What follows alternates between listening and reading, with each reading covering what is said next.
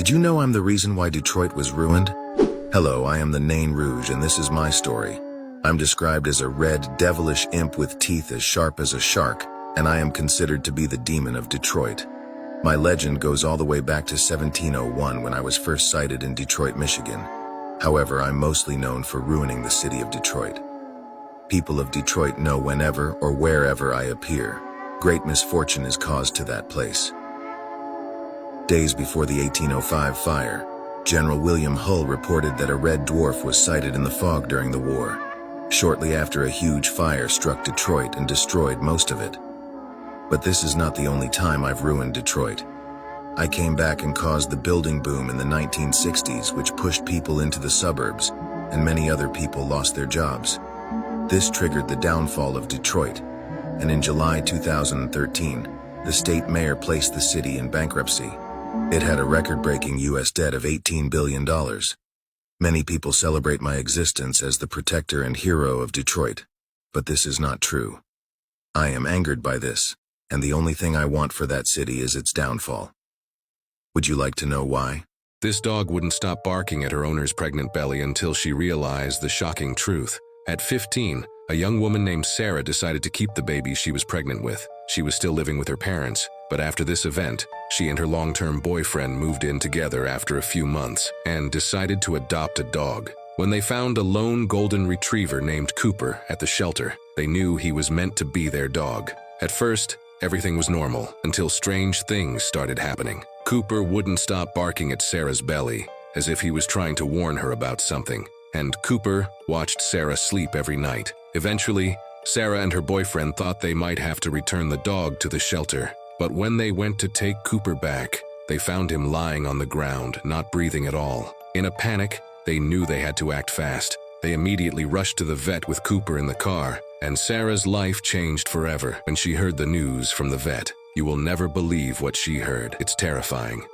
So I just woke up. Last night was really freaking weird. I don't even remember falling asleep. I don't remember being tired or going to bed. I just had a really weird dream in the woods, but there was like this big like shadow figure.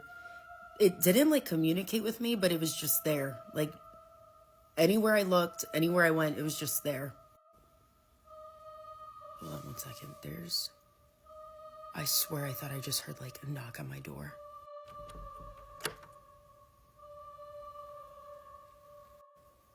Yeah, I don't know what that was. Also random, but if you guys follow me on Instagram, on Christmas Day, I'm going to be picking one person to send a gift to. So don't miss out on the chance. Go follow me on Instagram. I'm going to talk to the landlords.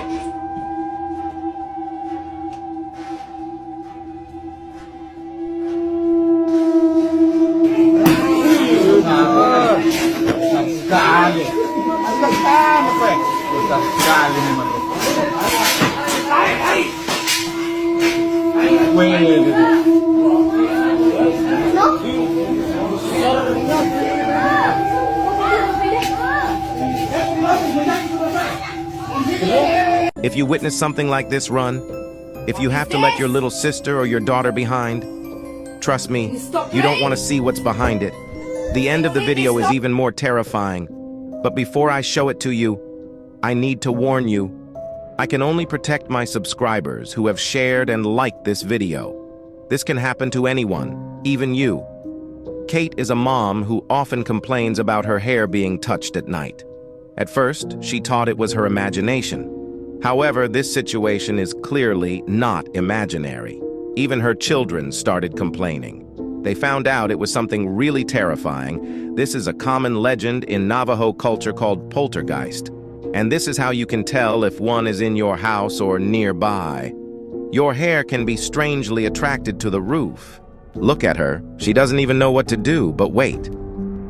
And he clearly does strange things at night. Look at this. Did you know about the Abigail Project in Area 51? Hello, I'm Abigail Wester, and my story starts in Las Vegas, Nevada. My father, Albert Wester, was one of the most famous scientists working in Area 51. The projects he worked on included experimenting on human beings to give them superpowers. The problem is, nobody would volunteer to his tests, and my father urgently needed a reliable test subject or he would lose his job. He decided to use me, his own daughter, for experimentation. I was just a young college girl who had dreams and aspirations who was now forced to do my father's bidding. The scientists performed multiple studies on me that caused my skin to change. My beautiful skin began to wrinkle, my teeth grew excessively, and I began to look and act like a beast. I had been completely dehumanized. The scientists tried to revert the changes, but it was too late. My father couldn't bear the pain he had caused me, so he ended his life. The army decided to end the project, including me. However, when they got to my cell one night, I wasn't there. To this day, I'm still Never do this. If you ever see this woman, run as fast as you can. I'll explain why in this video, but before that, remember that I can only protect those who have commented their name, liked, and watched the video until the end. By clicking on share and then on plus, you will see who secretly likes you. This woman is named Lola, and she was sent to Earth by the Demon King to trigger the apocalypse and the end of our world. She has been spotted in different places such as Chicago, London, Paris, and New York. Furthermore, if you see her, she may start dancing like a Serbian lady, and if that happens, there is only one thing to do. Run as far as possible from where you saw Lola, and hide where there are people to avoid being taken to her world called Delirium. If you've stayed until now, comment 99 to show me who my true subscribers are. But please, I hope you never encounter her.